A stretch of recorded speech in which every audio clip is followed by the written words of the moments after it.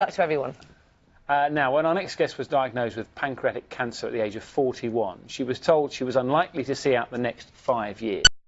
Today, 10 years on, Ali Stunt is among the 1% with the disease who actually survive a decade. In that time, she set up the charity Pancreatic Cancer Action to offer hope to others affected by the disease and help break the stigma that it is incurable.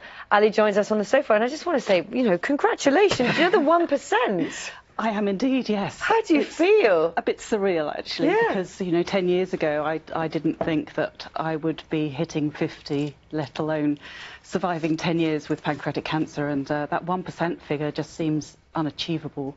And when I was diagnosed, the 5-year survival rate was 3%, so it was a big hill to climb, but I've got there. But it's early diagnosis that has got me.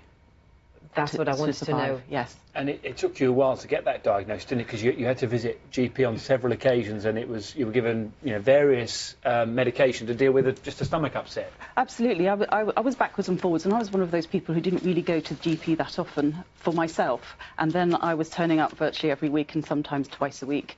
And I had symptoms that were like pain on eating, which they sort of put down to sort of indigestion type symptoms, and told me to take over-the-counter medication for that. I had change in bowel habit as well. I also had back pain, and my back pain was up here where the bra strap sits, and it was radiating around to the front, so it wasn't a muscular pain, and it's very hard to describe, but I was basically just told to take painkillers, which I did, but it's that escalation of the pain over a very short period of time. It's about 5 to 6 weeks, and I was sort of chewing all the analgesics I could get my hands on over the counter, and eventually ended up in A&E. And how did somebody eventually diagnose it? Well, I went to A&E. They thought I might have gallstones that was causing the pain, and gallstones is a very common misdiagnosis for pancreatic cancer.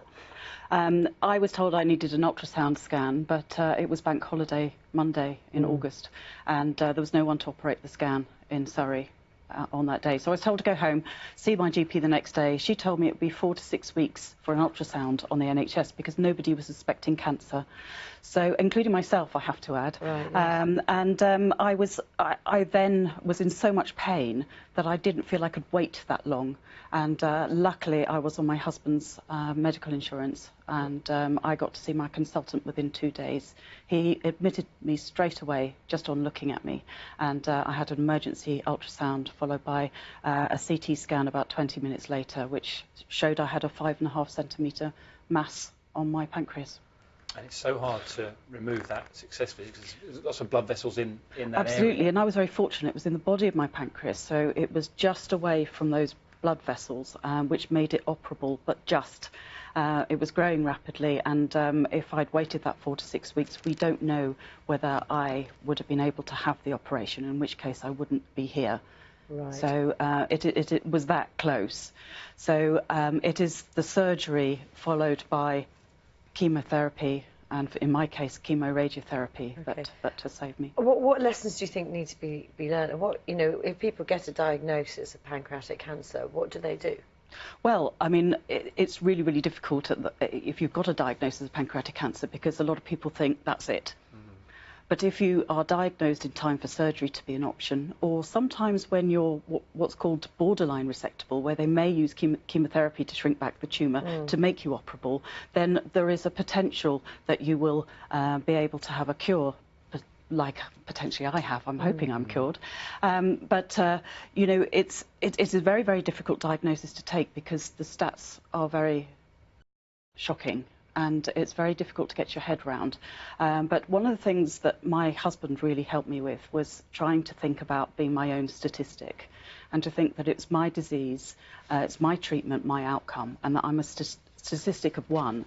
And I've actually he's proved me right on that. Yes. And it is mentally a way to sort of get through that, because it is quite difficult to sort of think positively when you have pancreatic cancer. I know that's a message you try and get across through your charity as well. So thank you. Absolutely. Thank you very much for coming and talking to us about that, and it's great to see you on the sofa. It really It's great to be here. Thank you. Ali Stunt, founder of Pancreatic Cancer Action. Thanks, Ali. Thanks very much. In a few